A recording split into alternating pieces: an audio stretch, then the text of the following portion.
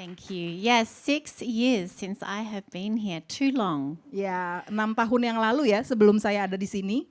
But my husband has never been to Bali before. Oh ya, tapi Pastor Brand Derek new. belum pernah ke Bali sebelumnya. So he's keen and excited to see some things. Ya, jadi ini saat yang sangat exciting ya untuk Pastor Genevieve and Pastor Derek. And we are from Perth, which I think Pastor H has already said. Kami berasal dari Perth And we have 3 children at home, and I think we have a photo of our family. dan kami punya 3 anak. There we Ini are. adalah fotonya. Yes, that's last Christmas. Ini foto pada saat Natal tahun lalu. I am the short one. Saya adalah yang paling pendek. So we have Lauren, who's 23, Jonah, Ada- who is about to turn 21, and Evan, who is almost 17. Ya, Lauren adalah yang tertua ya, umurnya 26. Kemudian what's the second one? Who's the second Jonah. one? Jonah 23 dan Lauren. Evan adalah yang 17 tahun, yang paling muda. Evan is the fun one. Dan dia yang paling fun. Yeah. Shh, don't tell the others. Jangan kasih tahu yang lain ya. They know.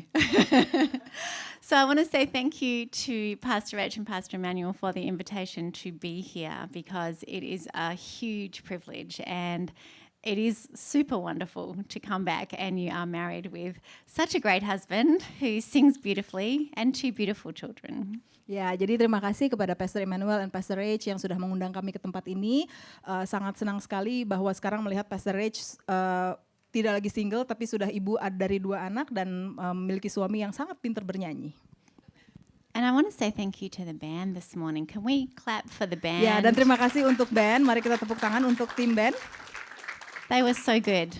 Ya, mereka sangat baik sekali ya, sangat bagus. Yes, Pastor Emmanuel, you lead beautifully, and yeah, it's great. Ya, Pastor Very Emmanuel different memimpin from last dengan time. sangat baik. Ya. So I just this morning was praying for you as a church, and I felt that the Lord said that He has made space for you as a church. Ya, jadi pagi ini saya berdoa kepada Tuhan dan saya mendengar suara Tuhan menyatakan bahwa Tuhan membuka ruang untuk kita sebagai gereja. And he's cleared a way. So he's removed some obstacles for you guys. And not just for the pastors, but for everyone who calls this church home. Ya, dan dia telah membuka jalan untuk kita, dia telah menghapus kesulitan-kesulitan, gak hanya untuk Pastor Emmanuel and Pastor Rachel, tapi juga untuk kita semua yang berada di gereja ini. And part of that is, it's been raining, as we know, but you guys are going to have influence like rain. You are going to refresh, you are going to trickle to places like rain does that you don't even know yet. Ya, dan kita tahu ya pagi ini hujan, tapi kita bisa akan lihat bahwa hidup kita akan melalui area-area dalam hidup yang seperti hujan tersebut. And I just feel that this morning God has some words for some of you here. So I'm going to just share some things. Dan saya merasa Tuhan menyatakan kepada saya tentang beberapa dari kita di tempat ini. So Nana, this morning we were chatting and we were talking about the Lord's Prayer and Psalms. And what I see for you is that you have a real worship heart, and God is really pleased with your worshipful heart. Ya, Nana pagi ini berbicara dengan saya tentang lagu Lord's Prayer ya dari Psalm. Dan saya merasa bahwa Nana benar-benar memiliki hati yang mau menyembah Tuhan. Dan Tuhan sangat senang dengan hati tersebut. And in your personal worship times when you are worshiping the Lord, He's going to grow you even more. And there is leadership in you, and there is an ability to teach others how to worship. Ya, dan saat Nana memuji Tuhan dalam momen pujian pribadi, Tuhan akan mengangkat Nana lebih lagi dan ada leadership, ada jiwa memimpin dan akan bisa mengajarkan orang lain untuk bagaimana caranya memuji Tuhan. And I don't know if you already do write songs, but I saw you writing songs. Ya, jadi Nana lagi menulis lagu ya. I look forward to hearing those next time I come. Iya, jadi next time saya datang, saya mau mendengar lagu itu. And I don't know who you are because I haven't introduced myself, but the lady in the green shirt, what's your name? Bevin, ya. Bevan. So, Bevan, I just saw as we were worshipping a picture of you walking like just in life through trees, through a forest, through different paths of life. And as you have, like spider webs have settled on you. And I just feel like God is going to free you from those. He's going to pull them off you, and you're going to stand in a place of freedom very soon. Ya, jadi untuk Bevin, Pastor Genevieve melihat bahwa dalam hidupnya ada banyak kesulitan, tetapi saat menyembah Tuhan, dia melihat bahwa Tuhan melepaskan Bevin dari semua kesulitan-kesulitan tersebut. And where is Ilang? Is he still up the back? You Hai are. Elang, Can you stand up?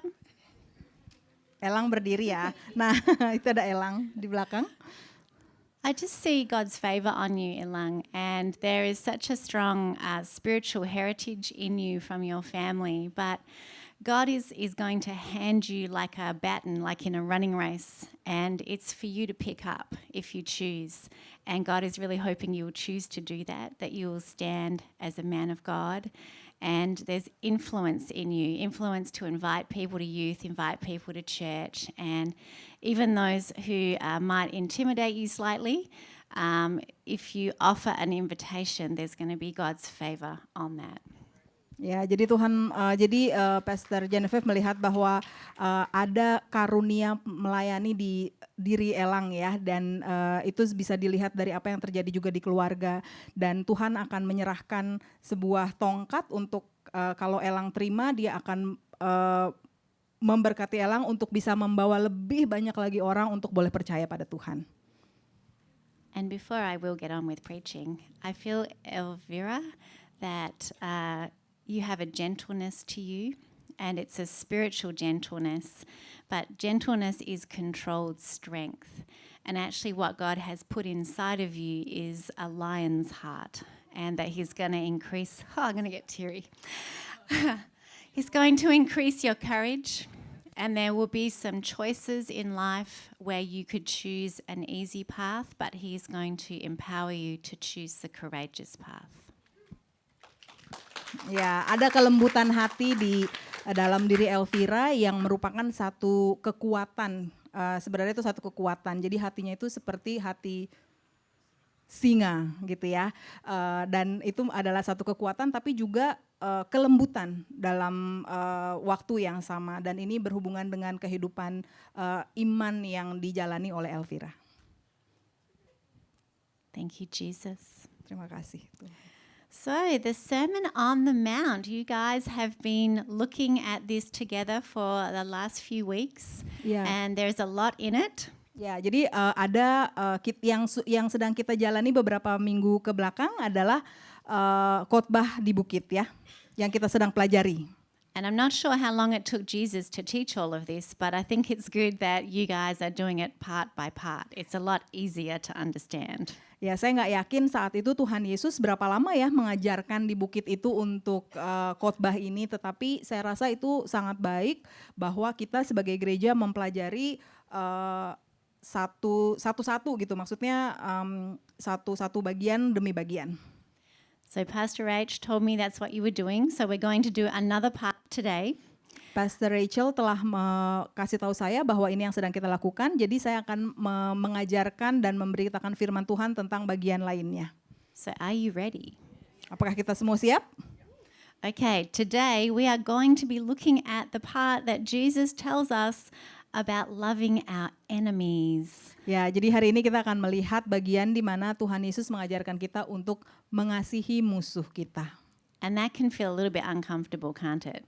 A little bit tough. Ya, bisa terasa agak nggak nyaman ya gitu, maksudnya susah. Sometimes I think, do I really have to read that bit, Jesus? Can I skip it? Mungkin ada dari kita yang berpikir, aku perlu nggak sih baca ini mengasihi musuhku, susah loh gitu. Mungkin yaudah deh kita skip aja. Yes, sometimes skip right over it. Ya, jadi kadang-kadang kita memutuskan udahlah nggak usah baca bagian itu supaya kita tidak harus punya kewajiban untuk melakukannya. So I don't know about you, but I don't feel like I have enemies that I want to physically fight or go to war with and have a battle. Ya, saya nggak tahu bagaimana dengan saudara, tapi untuk saya merasa saya tidak punya musuh yang saya mau ajak berantem secara fisik. But I do have people that annoy me. Anyone else? Tapi ada orang-orang yang ngebikin saya ngerasa nggak nyaman dan mengganggu. Or I get frustrated with. Atau yang membuat saya frustrasi. Or even worse, people who might have hurt me in the past. Atau bahkan lebih buruk lagi, mereka nggak hanya ngeganggu pikiran kita, tapi mereka menyakiti hati kita. And when we harden our hearts towards people, we actually can't love them, and so they become our enemies. Ya, jadi saat kita nggak mau berbaik hati sama orang lain, sebenarnya itu kalau mereka menyakiti hati kita, mereka bisa menjadi musuh kita. So let's have a look at what Jesus says about this. Ya, mari kita lihat apa yang Tuhan Yesus katakan mengenai hal ini. In Matthew 5, verses 43 to 48, it says, "Love for enemies. You have heard that it was said, 'Love your neighbor and hate your enemy.' But I tell you," this is Jesus speaking, "love your enemies and pray for those who persecute you, that you may be children of your Father in heaven. He causes his sun to rise on the evil and the good, and sends rain on the righteous and the unrighteous. If you love those who love you, what reward will you get?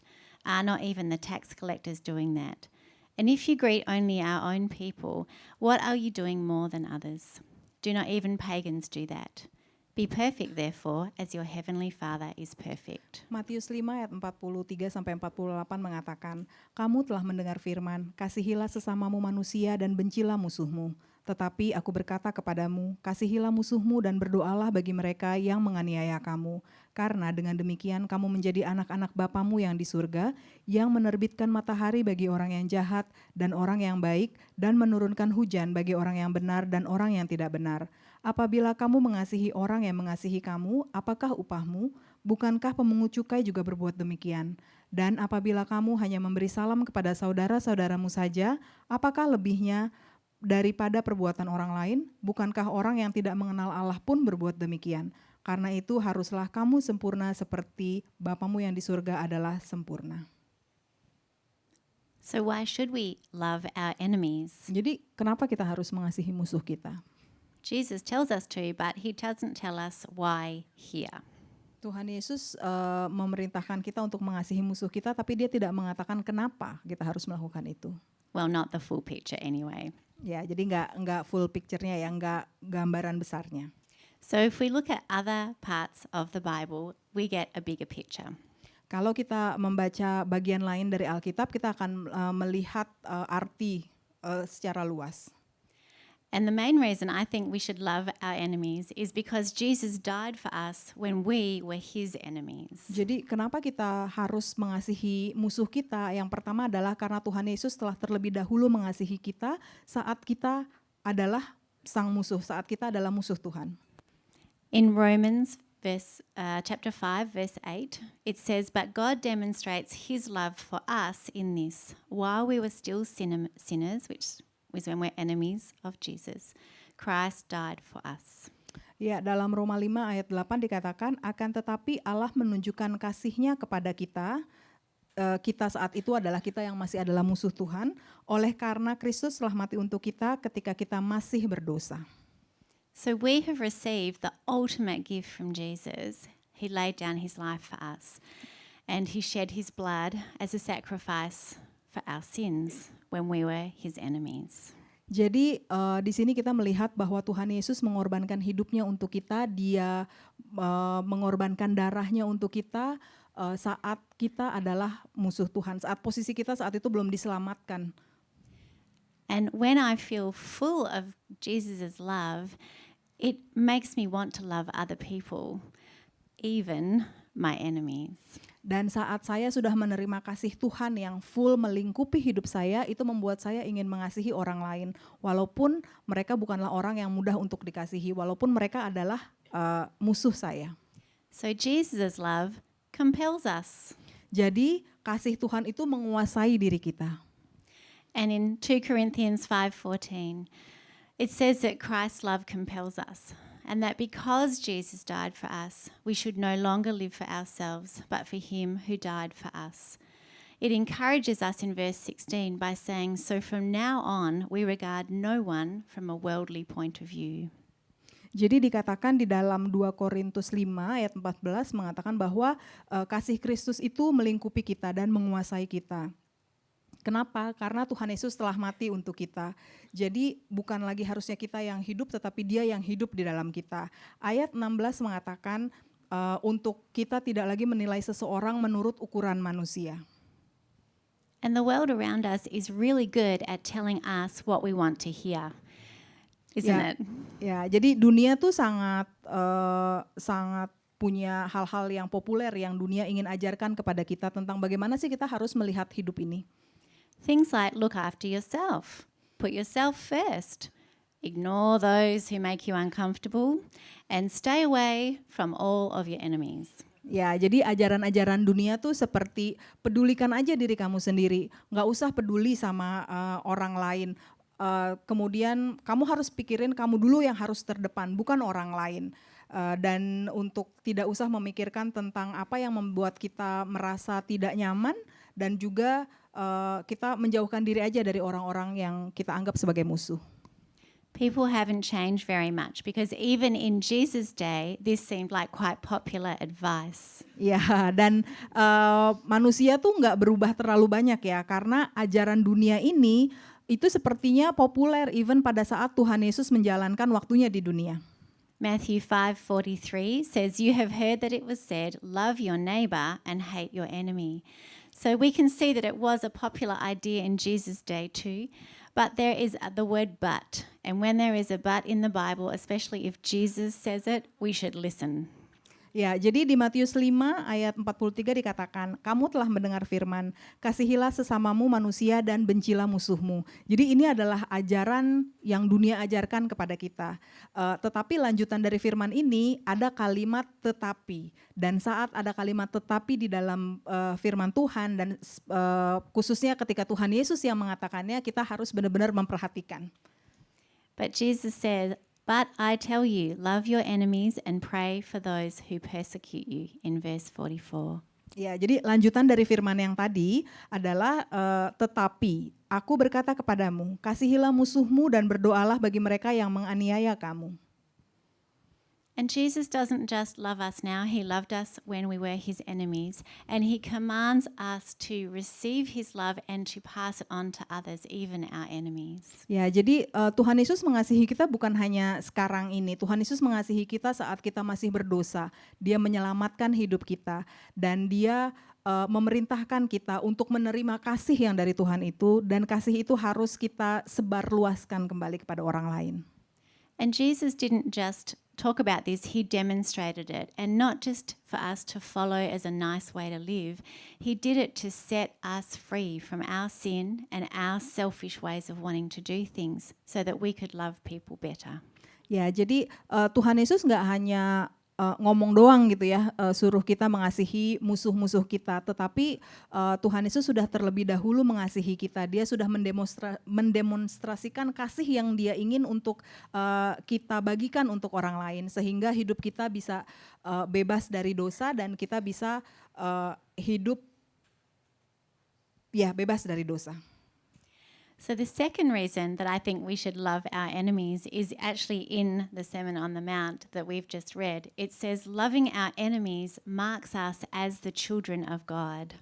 Ya, jadi alasan kedua kenapa kita harus mengasihi musuh kita adalah karena ini membuat kita menjadi anak-anak Tuhan. In Matthew 5:44 to 45, it says, "But I tell you, love your enemies and pray for those who persecute you, that you may be children of our Father in heaven." Matius 5 ayat 44 sampai 45 mengatakan, "Tetapi aku berkata kepadamu, kasihilah musuhmu dan berdoalah bagi mereka yang menganiaya kamu, karena dengan demikian kamu menjadi anak-anak Bapamu yang di surga." Loving our enemies is actually really different to the culture of the world, and people take notice when we do.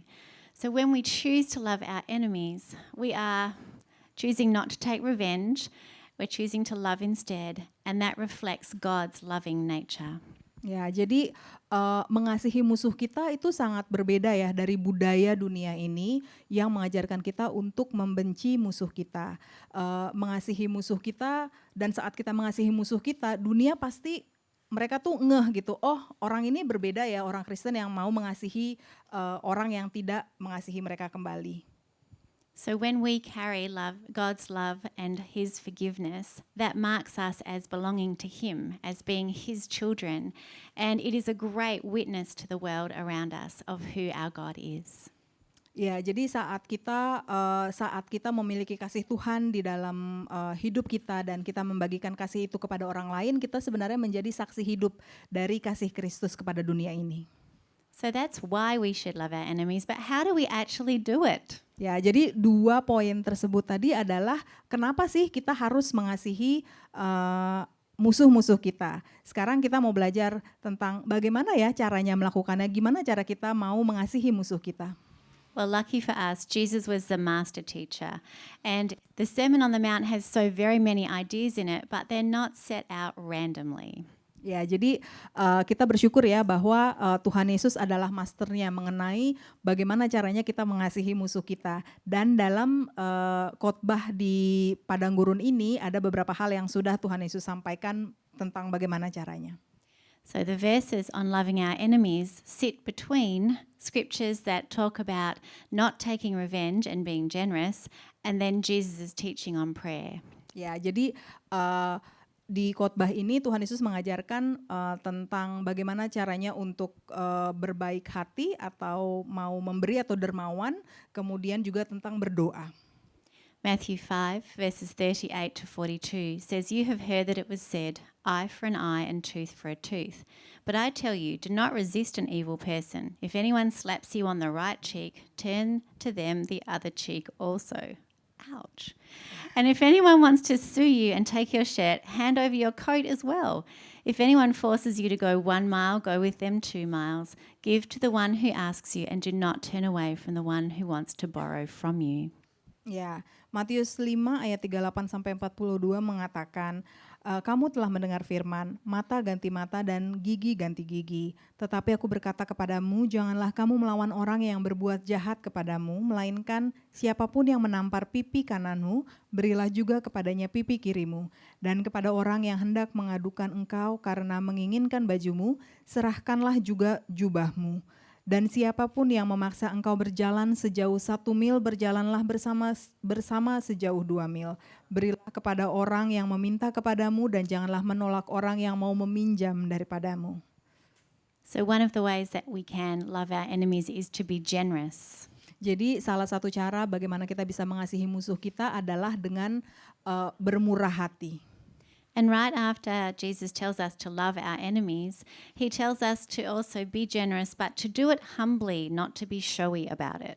Ya, jadi saat Tuhan Yesus mengajarkan kita untuk bermurah hati, dia meminta kita untuk melakukannya dengan rendah hati dan enggak pamer.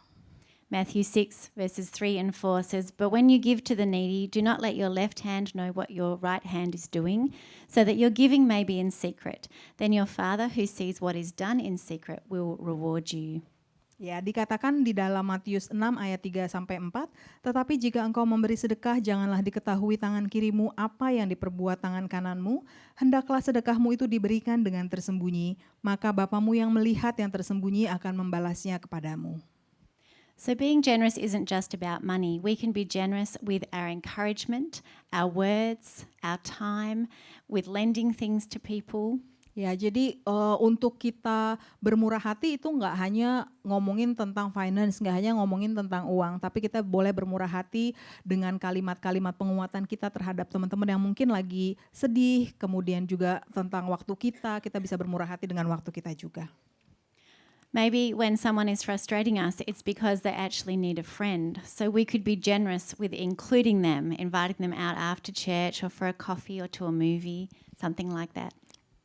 Kalau ada orang-orang yang membuat kita ngerasa nggak nyaman atau membuat kita frustrasi, ada kemungkinan besar mereka sebenarnya membutuhkan perhatian. Jadi kita bisa menawarkan mereka, mungkin ajak mereka jalan-jalan setelah gereja, ajak ngopi, ajak nonton bioskop. Ya Nana? Ya, take me. And when we are generous, we don't want to gossip about it or shout about it. We just want to do it quietly and secretly behind people's, backs. We want to be saying good things, not bad things. Ya, dan pada saat kita bermurah hati, kita tidak mau bergosip, kita tidak mau membicarakan orang lain, kita menikmati waktu bersama. So you might ask the question, do I have to be generous? Can't I just ignore those people I don't like? Mungkin ada dari kita yang bertanya-tanya, bener nih apakah aku harus benar-benar bermurah hati? Nggak boleh apa aku ignore aja mereka, aku cuekin aja mereka? Yes, you can ignore them, which might not be mean, but it's not being kind either. Jawabannya adalah ya bisa aja kita lakukan itu, tapi dan itu tidak jahat, tapi itu juga bukan suatu kebaikan. And Jesus doesn't ignore us. No matter where we are, he comes to find us, and he is kind and generous and loving towards us. Ya, dan satu hal yang harus kita ingat kembali adalah Tuhan Yesus tidak pernah nyuekin kita. Dia selalu menemui kita di mana kita berada dalam kondisi apapun kita saat itu. And he's not asking us to die for other people, just be kind. So I think we can do that, right? Ya, dan Tuhan Yesus nggak meminta kita hal yang sulit ya. Tuhan Yesus nggak minta kita harus mati untuk orang lain seperti apa yang sudah Tuhan lakukan untuk kita. Dia hanya meminta kita untuk berbaik hati dengan orang lain. Jadi saya rasa itu bisa kita lakukan. And the second big way that we can love our enemies or love anyone is actually to be prayerful. Dan hal lain yang kita bisa lakukan bagaimana caranya untuk mengasihi musuh kita adalah berdoa. And Jesus encourages us to love our enemies because he teaches us about prayer, and he gave us the Lord's Prayer. Ya, setelah Tuhan Yesus mengajak kita untuk mengasihi musuh kita, dia mengajarkan kita tentang berdoa. In Matthew 6:9-14 it says this then is how you should pray. Our Father in heaven, hallowed be your name. Your kingdom come, your will be done, on earth as it is in heaven. Give us today our daily bread, and forgive us our debts as we also have forgiven our debtors. And lead us not into temptation, but deliver us from the evil one. For if you forgive other people when they sin against you, your heavenly Father will also forgive you. But if you do not forgive others their sins, your Father will not forgive your sins. Matius 6 ayat 9-14 saya akan bacakan. Karena itu berdoalah demikian. Bapa kami yang di surga, dikuduskanlah namamu, datanglah kerajaanmu, jadilah kehendakmu di bumi seperti di surga. Berikanlah kami pada hari ini makanan kami yang secukupnya, dan ampunilah kami akan kesalahan kami seperti kami juga mengampuni orang yang bersalah kepada kami. Dan janganlah membawa kami ke dalam pencobaan, tetapi lepaskanlah kami daripada yang jahat, karena Engkaulah yang punya kerajaan, dan kuasa, dan kemuliaan sampai selama-lamanya. Amin.